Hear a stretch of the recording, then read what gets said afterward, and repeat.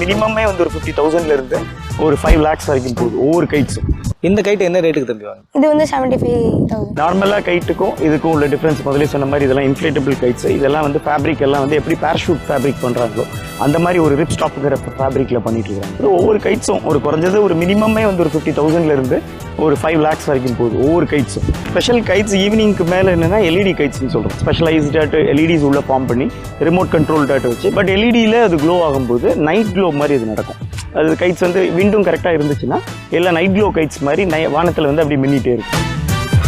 மற்ற ஃபெஸ்டிவல்ஸ்லாம் வந்து எப்படின்னா கைட்டு நீங்கள் கொண்டு வந்து விடுறது மாதிரி இருக்காது. இது வந்து கைட் எக்ஸ்பர்ட்ஸ் அவங்களுடைய கைட்டை வந்து ஷோகேஸ் பண்ணுறாங்க. ஒவ்வொரு கண்ட்ரிலேருந்து வந்து ஷோகேஸ் பண்ணுறாங்க. இப்போ நம்மளும் இப்போ தமிழ்நாட்டிலேருந்து ஒரு டீமாக கிரியேட் பண்ணி இப்போ இந்த புல் கைட்டை பண்ணியிருக்கோம்.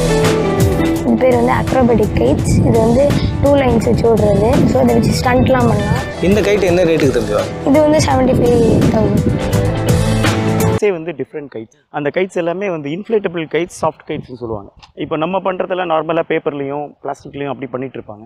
இது வந்து சாஃப்ட் கைட்ஸ்னு டேரெக்டாக என்ன ஒரு கார்ட்டூன் கேரக்டர்ஸோ என்ன ஒரு ட்ரெடிஷ்னல் இமேஜஸோ அதை அப்படி ரீட்ரா பண்ணி அதை வந்து லைஃப் சைஸ் இமேஜஸாக பண்ணி அதை கம்ப்ளீட்டாக வந்து ஒர்க் பண்ண ஆரம்பித்தாங்க. புரியுது.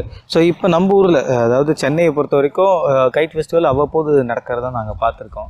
எந்தெந்த ஊர்களில் இப்போ கைட் ஃபெஸ்டிவலில் கொண்டு போய் சேர்த்துக்கிட்டு இருக்கீங்க? இப்போ கைட் ஃபெஸ்டிவல் நம்ம இங்கே சென்னையில் பண்ணக்கூடிய கைட் ஃபெஸ்டிவல் வந்து இதை வந்து ஒரு சாம்பியன்ஷிப்பாக கன்வெர்ட் பண்ணுங்கிறது தான் மெயின் மோட்டிவ். ஸோ இதை வந்து வருஷம் வருஷம் வந்து இன்க்ரீஸ் பண்ணிகிட்டே இருக்கிறோம். நிறைய டீம்ஸு மற்றவங்கலாம் வந்துட்டு இருக்காங்க.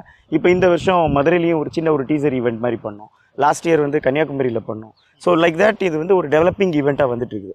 இப்போ ஃபியூச்சரில் பார்த்தீங்கன்னா இந்த ஈவெண்ட் வந்து ஒரு பெரிய ஒரு சாம்பியன்ஷிப் ஈவெண்ட்டாட்டு பல நாடுகளும் இங்கே வந்து பார்ட்டிசிபேட் பண்ணுற மாதிரி பண்ணுறதுக்குள்ள தான் மெயின் மோட்டிவாக வரும். இந்த கைட்டை பற்றி சொல்லுங்கள். நீங்கள் என்ன படிக்கிறீங்க? என்ன வயசு உங்களுக்கு? 7th standard.